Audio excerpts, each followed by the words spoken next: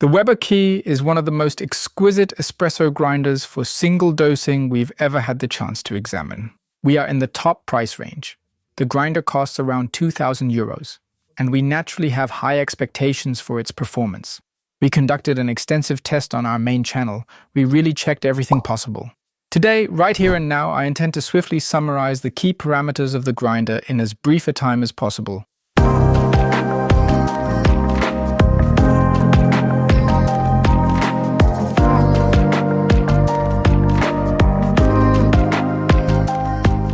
It's fantastic to have you here for the brief summary of our test video on the Weber Key MK2, which represents the second generation of this model. There have been some significant improvements and tweaks made compared to the initial grinders that Weber released under the name Key. As a result of these thoughtful upgrades, the machine now delivers much better performance than those first versions introduced to the ever-evolving espresso grinder world. The grinder costs around €2,000. So quite a lot of money for a single dosing grinder, or for any grinder really, especially when you see what else is on the market. And of course the expectations for the grinder are quite high, particularly because Weber is well known for producing high quality materials that also tend to be quite expensive. When it comes to the overall material, the craftsmanship and the superior quality, the Key completely lives up to and exceeds all expectations. It's really enjoyable, feels truly amazing, and works exceptionally well. It's thoughtfully crafted with a uniquely distinct and remarkable style. The grinder is rather slim and has a medium height. In principle, its construction somewhat resembles a hand grinder. In the front, there's a chronic 83mm grinder. The grinder is relatively slow, a bit like a hand grinder. It rotates at a speed of 30 to 150 rotations per minute. When looking at electric grinders, they typically run around 1,000, 1,200, or even as fast as 1,500 RPM, which is much, much faster.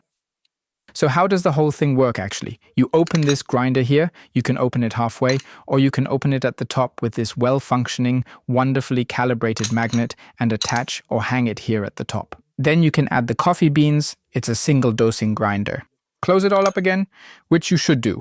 Otherwise the beans will jump out at you. Opposite, afterward, the grind level here can be adjusted quite well from the outside. Those are steps. I'd describe them as relatively coarse steps. And with each step we make here, we notice a difference of approximately 2 seconds in the extraction time. Well, I would say it's still okay when it comes to the levels. It could be a bit finer, but it's certainly quite decent for controlling. Then we adjust the RPM settings, start up the grinder, and the process of grinding begins. And then it simply falls here into this lower tumbler, which is very conveniently designed to be removable and has a small bell inside. By ringing this bell, the coffee effortlessly falls out from the tumbler and into the waiting sieve below. So that's essentially the principle. And then there's this improvement, which includes this wire here, ensuring that everything is loosened up a bit and the static charge is somewhat broken. Static charge we have quite strongly developed, especially when we're not working with a water spray. The grinder is quite quiet. This is likely due to its low rotation. We're measuring only 67 decibels, which is the quietest value we've recorded among all the 60 espresso grinders we've tested so far. Then, obviously, it takes a very, very long time.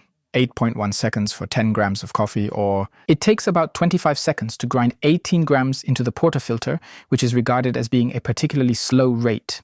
When I look at what other grinders in this price range can do or how fast they are, it is a very, very slow grinder.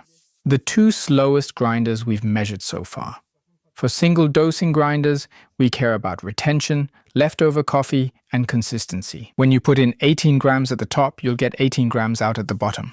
And we can say super consistent, it works really great, and it has hardly any retention. Indeed, we don't measure any permanent retention at all. Additionally, we measured a temporary retention of 0.2. That's less about the grinder's mechanism's construction, as we find nothing there. That's primarily because there's still some coffee residue sticking to the driver mechanism here. And on the other side here in the bell, there is a small circle. Some coffee remains there as well. Really very, very little. It's not really problematic, and 0.2 is also a very good value there. Due to the slow rotation, we actually don't have any warming up. That's definitely a positive.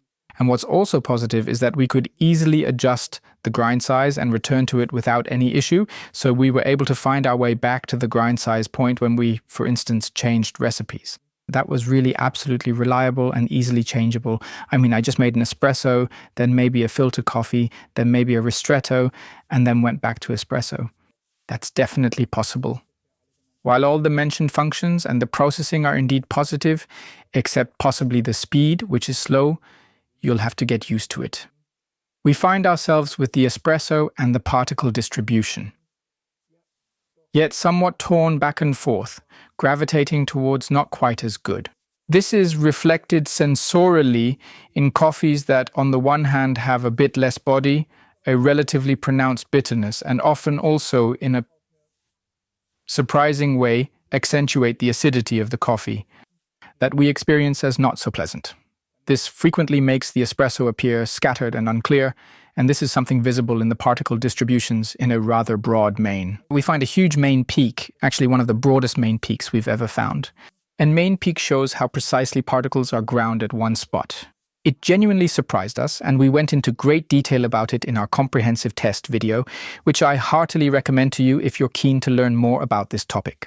In conclusion, I would like to say that firstly, it's fun to clean the grinder. That's really simple. And of course, that's very, very important. Otherwise, it's a grinder that hasn't extracted everything for us with certain coffees.